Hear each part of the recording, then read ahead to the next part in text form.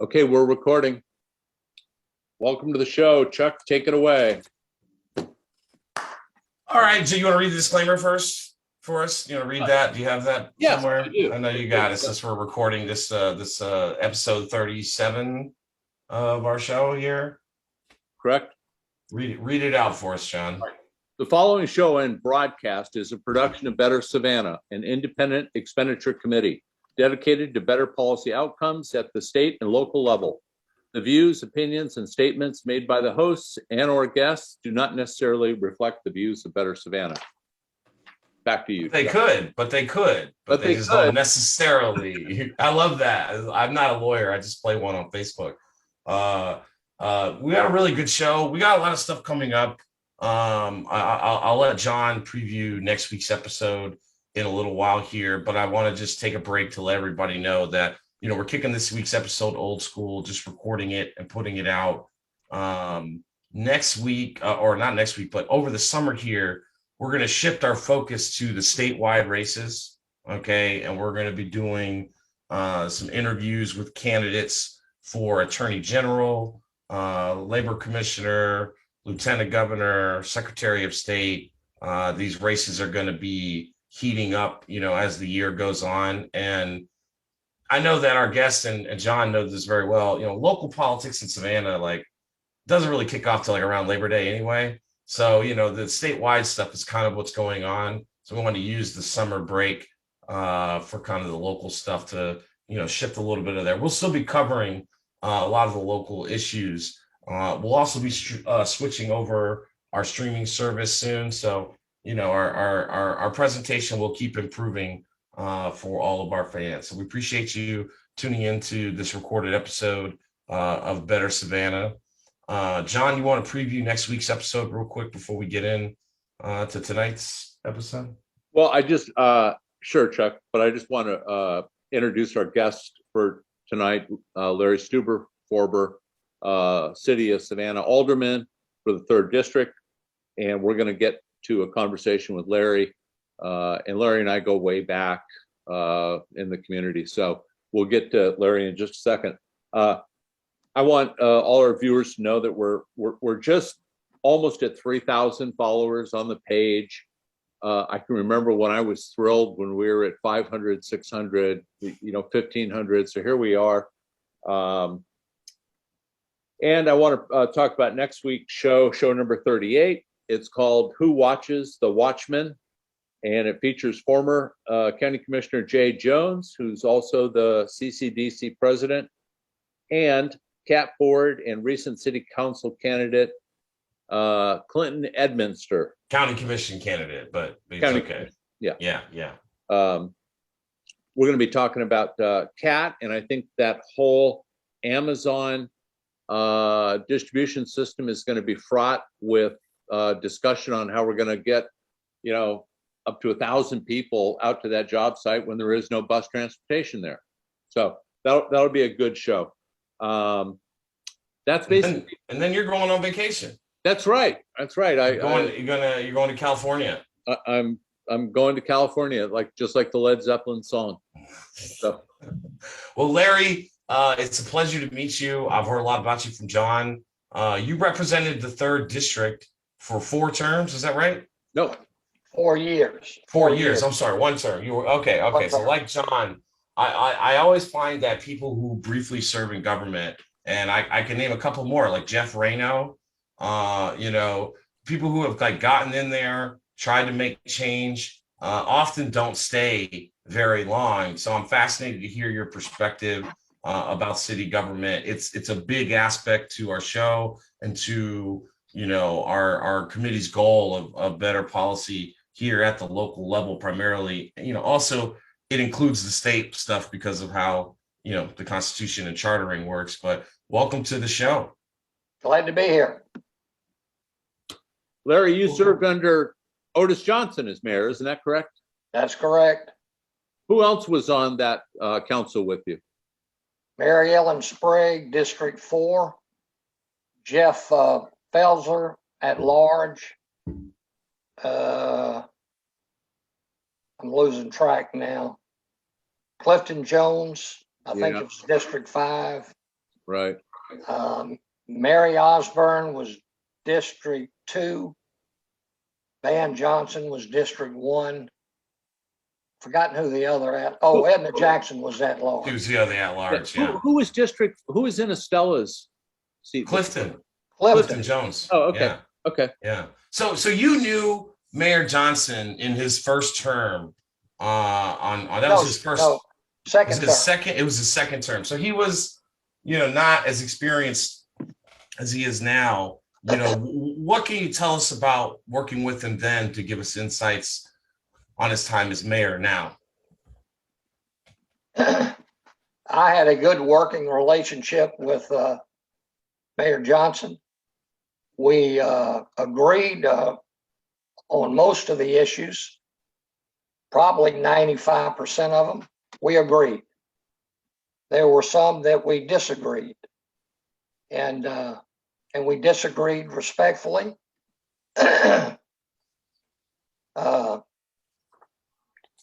Our biggest disagreement came with the city manager search in 2010.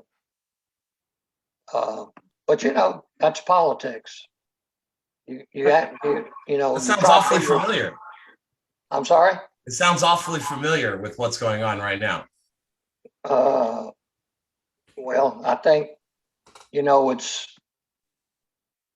guess you grow up being respectful regardless of your differences of opinions about about issues. Well, Larry, let me ask you, what was the most enjoyable part of service as an alderman to the 3rd District? I guess the most, I don't know whether it's enjoyable, but the interesting part was not having been in a elected position until, basically I was 63 or 4 years old and retired from my previous work. I found the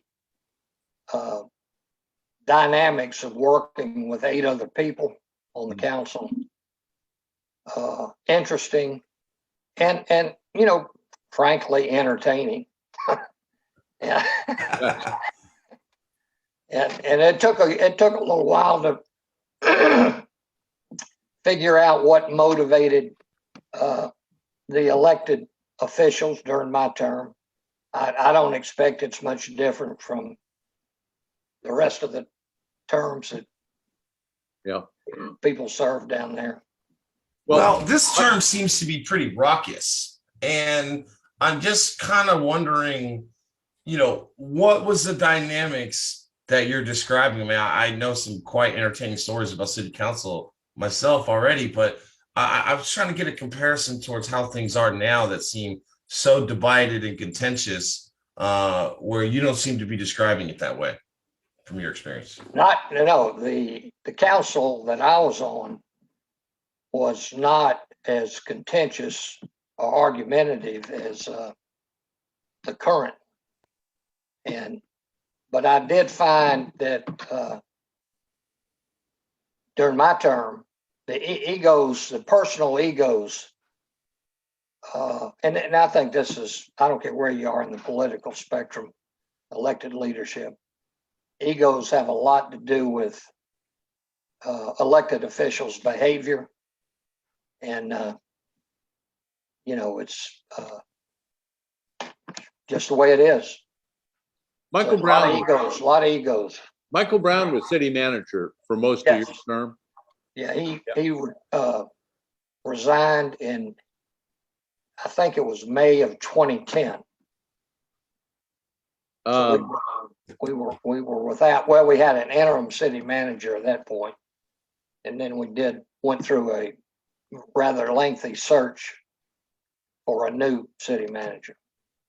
And that city search yielded Rochelle?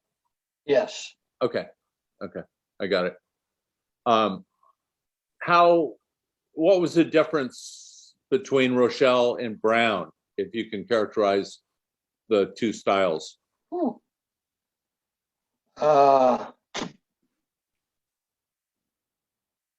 Oh, well, that's It was That's- different. It was wildly it different. was. I think Brown had more experience. He'd been the chief of the city manager for 15 years. Right. He was in the, I believe he was in the budget department as chief, some financial officer for a long number of years right out of college. And then he went to Columbus as their city manager for whatever, 5 or 6 years, and then came back to Savannah as the top dog until he resigned. Did you have any interaction with Chris Morrell? Yes. I never got to know him real well, but he sure impressed me in the limited amount of time that I was with him. Did he impress you? Did you find Chris very competent? Oh yes, yeah. He was. I worked with him on the an initiative that I took to investigate the establishment of a Greater Savannah International Alliance. It took about 2 years. And Chris was the point man on the city staff to work with the city council. And I was sort of in charge of the initiative. And it was successful. After a couple of years, I've actually, we went to Charlotte, studied there. They had a similar alliance that had been going on 15, 20 years. And they helped us define and go through the process that they went through and find out the good and the bad and all that. And at the end of the day, they passed an ordinance establishing the Greater Savannah International Alliance. And Chris was, the lead staff person doing the legwork for council so they could vote on it and put it in place and all that. Larry, how did that alliance ultimately benefit the city? The history was that during that period that I was there, that we were, Savannah was visited by a number of delegations, economic development delegations from Sweden, I forget the name of the city, China, I think there was a couple of others, I can't remember. But what I learned was that, especially the Chinese, whenever they were looking at economic development or locating a Chinese facility or whatever in Savannah, they wanted the same level of relationship with the local government as they did with the economic development people. And in Charlotte, we learned the same thing. And Charlotte's got about 200 or 300 international industries located in Charlotte, and there were various political issues with those companies. And this alliance in Charlotte worked through a lot of issues that the international companies had within the Charlotte political arena. Larry, you and I have talked previously, and didn't you go to, was it Athens, Clark, and had some interchanges with that consolidated government, and you came back very impressed with? Yes, that was Charlotte, Mecklenburg County. All right, North Carolina. Tell us about how many intergovernmental agreements they had to make that thing work. Hang on, I lost y'all. What happened here? I don't know. We can hear you. I can hear you fine. I'm look at Zoom phone is expanding your reach. Okay. How do I get back to you? Or just want me to keep going? Yeah, just keep going. We took a contingent of about 15 folks, city council representatives, 2 or 3 of us, Chris Morrell, some of his staff, and some journalists, media people. And we went to Charlotte for, I think, 2 days of meetings with their International Alliance people. And what we discovered was that Charlotte, the city of Charlotte and Mecklenburg County had 16 intergovernmental agreements to work together on police, recreation, whatever the other 12 or 15 were. I don't remember now. Of course, at the time we went, Savannah had one. And the police department in Chatham County and City was consolidated under intergovernment agreement. Right. But in any event, the elected officials in Charlotte and Mecklenburg County, the county had their operating elected officials, and so did the city. And they were all housed in the same governmental building. They all met, not in the same, I don't think they met in the same room or anything, but they shared the governmental building together. And everybody in our contingent was very impressed with how many intergovernmental agreements they have. And that, over the years, that was one of the alternatives for Savannah and Chatham County, but just never came to be. Right. Can you hear us now?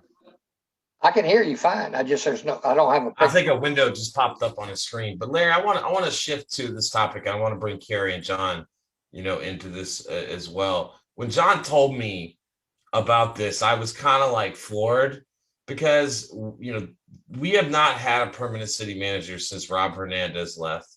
Okay. The mayor and this council took over, and they had a search where the mayor flat out refused to hire a candidate on a 5-4 vote. Could you tell our viewers and our listeners, what was the vote to hire that city manager after Michael Brown left when it was Rochelle Small-Toney? How did that vote break down? 5-4. So the mayor, who was an alderman at the time, was in the affirmative. Yes.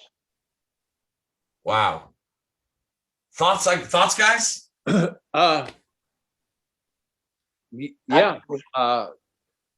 I just wonder how realistic in this day and age.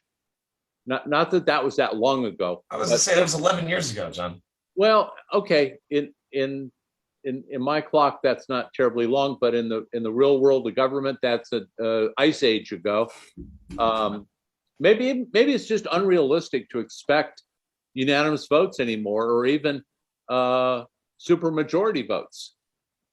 I mean, clearly, 10 years ago, it was okay with a 5-4. Why are we trying to achieve, supermajority vote status to hire somebody? I think it's more important. My point is, I think it's far more important that we hire someone and work through it and get on to a stable footing with a city manager than to keep promoting internal people over and over again as interim representatives. That's my thought. I think that we need a complete different form of government. I think that the city manager, weak mayor form of government is outdated. I don't think it is as inclusive as it should be. I think that there's too many competing interests to where the county, the city council can't compete with a city manager that has integrated interests. And I think that we need to come up with a new form of government. And maybe that's not even a strong mayor. Maybe it's something new that we need to look into. I just don't think it works anymore. I'm sorry, guys. Chuck, your thoughts? Okay. Well, I think I would love to have a strong mayor form of government. Personally, I do think Savannah has grown to the size where that would be beneficial. In 1954, when this form of government was adopted, I mean, this was kind of coming off the height of, Great Depression, alcohol running, mafia times, right? When the mayor could sick the police on you. Well, it was pre-civil rights, that's for sure. Yeah, pre-civil rights. I mean, this is a completely different era. I'm not sure that the concerns that led to this form of government, which were legitimate at the time, are as valid as they are in this day and age. But I just am astounded that this mayor Van Johnson, would kind of high road the council about requiring a certain threshold to hire the most important decision, being the city manager, they will do, when he himself has in the past voted to hire a city manager on a 5-4 vote. Well, Chuck, let me chime in. There is recent reporting, I believe the mayor was quoted as saying he would prefer a unanimous vote, and who wouldn't? But he would accept a 5-4 vote. That's for this second go round, right? So they're in the second version of the city manager search. In the first one, I don't think his language was that amenable. But I just think the lack of progress can be pointed to two things: the fact that we don't have a city manager, and the fact that the rules on council were modified to suppress legislative willpower. Yeah, it closed a lot of doors. That's for sure. Let's talk about that with Larry here. Larry, we have a myriad of issues we're pushing, in the greater body politic, obviously. But our consensus is that the source of much of the contention on council, not all of it, some of it is ego driven, like you said earlier. I agree with that. But a lot of it derives from April 2020, 3 months into their term. The mayor on a 5-4 vote, they changed the rules of council, which now require, if you don't have the city manager or mayor's approval, you require 5 votes to get something on the pre-published agenda. And you know how important that is, having been there, Larry, that an item gets on the agenda so it's in the public before you debate and discuss it. And so that process has now been changed, and that bar to get something on council is so high. If you have a case, it only takes 4 votes on the Supreme Court to get heard. I just find that to be undemocratic. Are you familiar with this rules change? Was this rules? No. Is this draconian compared to you when you were on council? We if we had an issue, and I've very seldom had issues, and we needed something to be on the council, on the agenda, I never had a reason to ask for something to be on there. And but in taking the International Alliance, that was was initiated first. I went to the mayor and I said, do you support it if I get to work doing it? He said yes. And then next stop was to the city manager, because I needed the staff support, to do a lot of the legwork and all. And I got it. And then when it came time to be on the agenda, then the city manager put it on the agenda. So that was, other than that, I just, the 30 or 40 items that come up every 2 weeks, you just meet, go down the list, and if it looks reasonable, you vote for it. If you don't think it's reasonable, you ask questions, and then you vote. Gotcha. Let's Larry, you and I were talking, and the audience doesn't understand, but let me inform them that you have 30-40 years of engineering professional experience, right? You Yes. Owned and ran EMC engineering. Yes. And Otis Johnson anointed you or crowned you or knighted you the semi-official engineering expert for your council. I read that in a yes. old story. So that was Otis's proclamation. Yes. Yes. Okay. Now we talked about Savannah River Landing, at lunch and when we were together, formerly known or currently known as the Eastern Wharf.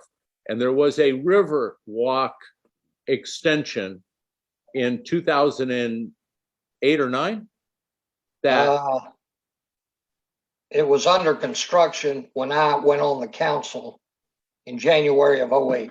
okay. Yes. Okay. And that, how many linear feet was that roughly, Larry? Do you have any recollection? Yeah, 2,000. 2,000. Okay. Yeah. And this was paid for through an arrangement that Eric Johnson, as the dean of the delegation, managed to get state money.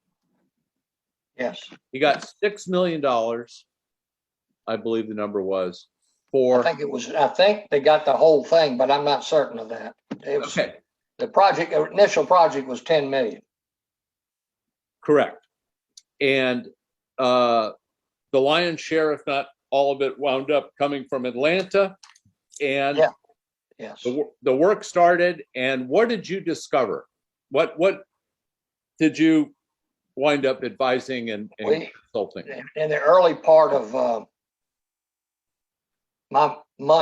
few months on the council, we got a change order that was on the agenda for $1.5 million. Wow. And I looked at it, and it had, and I'm not a bulkhead type engineer. I'm a water and wastewater engineer, but I had been around enough constructions. Are y'all still there? Yeah. Yeah. I'd been around enough construction sites to be able to walk on a construction site and, have a feel for what's going on. Sure. So it looked a little funny to me. So I decided to go down there and go to the site and look and see what was going on. So I did. I went down there, and while it was under construction, they were driving the sheeting at the time, or they were placing the sheeting, I should say. And I knew enough about building bulkheads and driving sheeting that you usually put a hammer on a hammer meaning I guess steam pile driver. A pile driver. Yeah. And then you drive the sheet to the into hard material. And that particular time I was down there, the sheeting was sliding down into, I guess, mud or something, but it wasn't hitting any hard material. You didn't even have to put the hammer on it. So I brought that to the attention of, the city manager, and, said, you might want to check it. Just make sure everything's right. And they said, no problem. We'll take care of it. I said, okay. And then we went on and approved the change order. The council approved the change order. And then about a year and a half later, the city attorney informed me that a portion of the bulkhead had failed, structurally collapsed. Okay. So I said, well, too bad they didn't catch it back a year and a half ago. But anyway. Well, let me ask you a follow-up question, Larry, because I think what you're describing speaks to one of our larger issues, which is Savannah's government entities, city, county, state, this kind of addiction to trying to make downtown, kind of something. I don't want to say something it isn't, but that's the way it feels when we keep sinking. In your day was 10 million for the Riverwalk. Fast forward 10 years later, it's 45 million for Richard Kessler for his development. It's another 60 million for Eastern Wharf. These numbers keep getting larger, and taxpayers keep wondering if we're getting a good enough deal. Do you have any thoughts on this trajectory? I'm in the category that what little bit I know about these deals that are made between developers and city funded projects that, they go hand in hand. I think they're probably worked out by whoever the appropriate people are in the city and the developers in a positive way. And so my experience is, and I don't see enough of the negotiations to know what the details are. And so I wouldn't be qualified to, pass judgment on whether it's a good deal for the city or a good deal for the developer or whatever. They're so large. I mean, you're talking parking garages and bulkheads and whatever, and the Kessler deal. I mean, they expanded the river walk down on that end. The city did. So I'm sure it's, if the arrangement and the development arrangement with the various developers is fair, then, I've got no complaints. I mean, I understand why you're asking the question, but Well, if you go downtown, what's going on downtown right now is that there's cranes everywhere. I mean, I haven't seen that back when I was there. There was none, that stuff wasn't going on. yeah, Larry, just point of reference. We're getting some feedback, but last year, 2020, I believe there was almost $600 million of permitted new construction in the city limits. Do you happen to remember how much you guys were racking up back when you were on council by chance? I started in 08. I was gonna say it wasn't the best year to start, was it? Yeah. I mean, that's when the Eastern Wharf went belly up. Yeah. They all went back to Canada. Yep. I've actually got the figure. 2008, there was $312 million of permitted new construction. So it has doubled, Larry, since you were on council. And I think I'm going to sound like John McMaster's here, but with all this growth, with all this prosperity, we still have this exorbitantly high poverty rate, which ultimately leads back in full or in part to the crime issue, rather. And I'll just use the dog in the background here, obviously, but it all that feeds in full or in part to the crime issue. And we're not going to have a better community unless we start really addressing some of these issues. I don't, and it's the poverty rate, if my memory is correct, it's been pretty steady at that 25% or 27. Yeah. I forget what it is. You're right. It's been like that for 25, 30 years. Am I right on that? Larry, you're absolutely right. As a matter of fact, I did some looking in preparation for this. And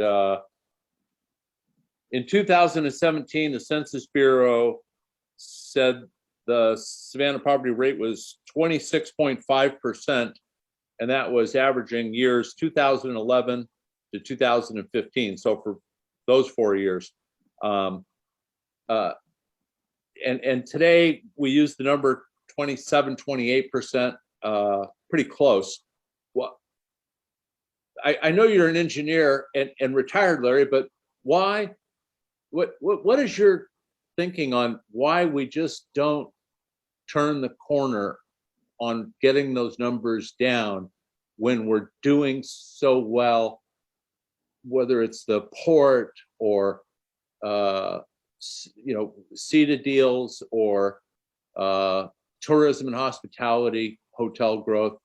What's holding Savannah back, Larry? Do you have any ideas or no? John, yeah, I know the answer to that question and have a solution.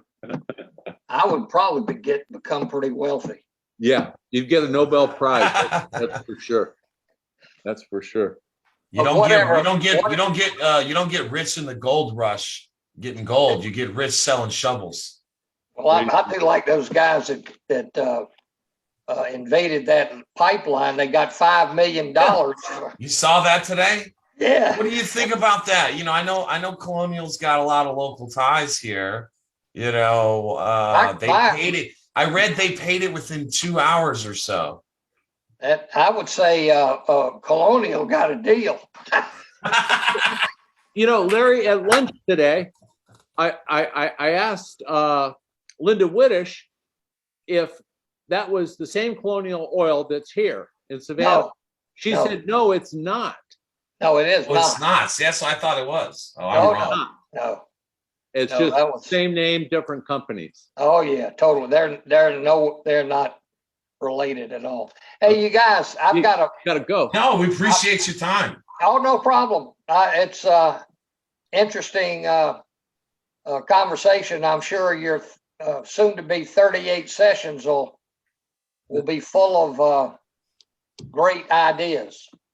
Well, we hope so. we draw and depend on institutional knowledge, Larry, and that's the role that you and I play. Yeah, So, I'm always happy to help, and I have to tell the other two that are here. Forgotten everybody's name right now. When I ran the second time, John knows this. I had two little old ladies that lived in their homes that they raised their children in, and all their husbands had died, and their neighborhood was changing, and they didn't want to move, and they came to me. They were having trouble with people moving in the neighborhood and selling chicken out the back door and doing hair in the homes and cars parked everywhere and all that. And I actually worked with them and got them. We got some of the issues they were worried about taken care of. And they came up to me, and when it came time to decide to run or not for re-election, and they started almost crying, asking me to run. And she said, you know, they said, hey, if you don't run, we're in big trouble. And so I did, and I did it for those two ladies. That's sweet, Larry. I did not work as hard. I had learned how to be an elected official.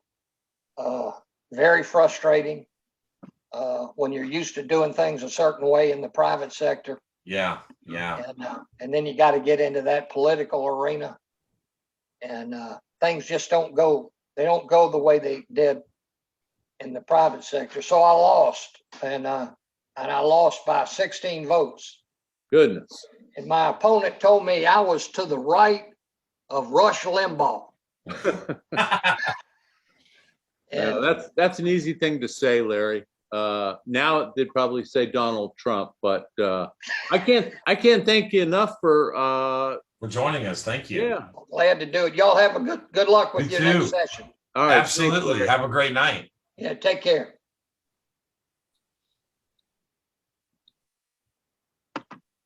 Oh, look, I'm back. Yeah. There you are. Yeah, you're still on the screen. Have a great night, Larry. Y'all take care. You see the little exit? There we go. All right. Well, that was kind of like a fun, old-timey kind of relaxed little interview. I loved it. No, I mean, like I don't think I'd have agreed with him on a lot of issues, but I kind of appreciated his candor, and I thought some of the points he made were salient. Yeah, well, if that feels old-timey to you, Chuck, I was elected and served years before Larry got elected. So that's what's old. Yeah, but you ain't blue blood, right? Isn't that what they would say? You know? Yeah, well, Larry's not part of the oligarchy by any stretch. No, I don't think so. But I meant what I said about one-term politicians who are trying to make a difference. And I specifically was thinking you, Reno, Larry. I mean, I find that to be an interesting trend of kind of independent thinkers who could not get reelected. You could throw Ken Sadler in that basket. Sure. Because he was very well pointed and attuned to trying to do the job correctly. But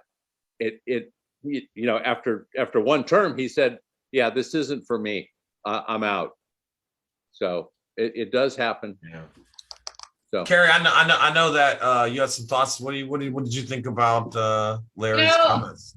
I know that you don't agree with his politics, but I'm a free agent. I'm not really so-called politically aligned either, and I think that Larry's one of those people that I agree with him on some things and I really disagree with him on others, but what it comes down to it is those are typically national concepts or issues that we usually disagree on. And the local stuff, a lot of people can't agree on. And party politics really doesn't have a lot to play at local politics. Listen, his constituents supported him because he did his job well and he needed help and he understood the role of a small town guy. And we didn't get Ellis on tonight, but I've talked with Ellis Cook and John Hall, and they both shared stories about like how Ellis used to go to the African American historic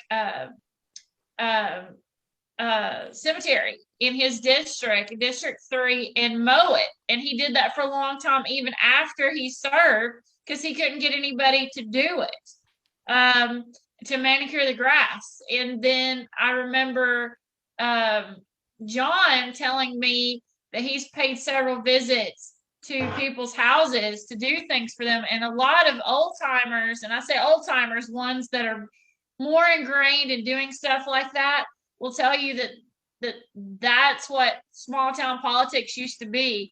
And I think that we see a new age of city council, public servants, public officials on this new council, a different way that they are doing their own.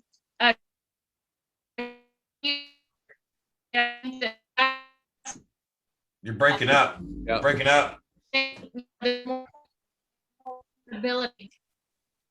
So We heard none of that. So you got transmission warbles. I was just saying, I think that things are shifting. There's more individual accountability for voters to like do for self, but I still feel as though the current city council is doing their own way of working the community, and I think that's apparent that we see depending on the individual public servant. All right. Yeah, she just dropped off. The internet connection was too unstable. I'll What were you going to say, John? Yeah, what were you going to say? Yeah. It's kind of a deja vu minute for me there, Chuck, because I remember distinctly on the commission going through the agenda. And of course, a big part of the agenda is the consent agenda, which is where all the change orders to start SPLOST and capital projects happen.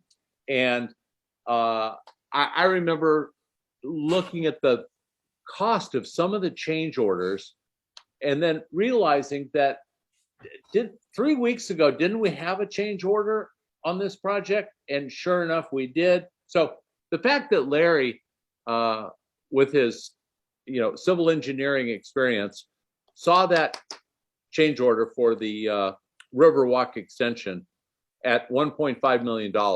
That was a red flag, Chuck, for Larry.